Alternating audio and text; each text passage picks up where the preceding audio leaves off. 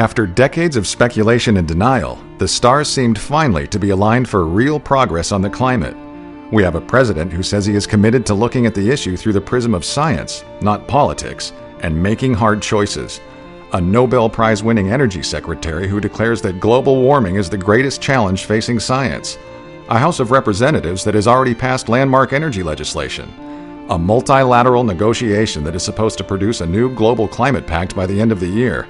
Now add the most recent news from the global scientific community in the form of a 39-page report summarizing the results of the Climate Change Congress held in March. Their overarching conclusion is that the world is heating up even faster than they thought a couple of years ago, with increasingly dramatic changes in climate as well as weather all but inevitable.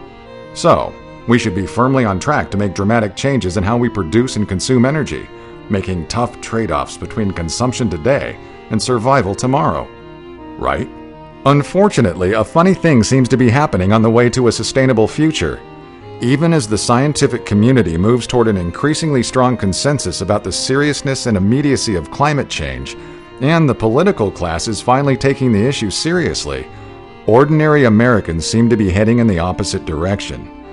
Pew Research reports that 70% of American scientists consider global warming to be very serious, but less than half of voters agree.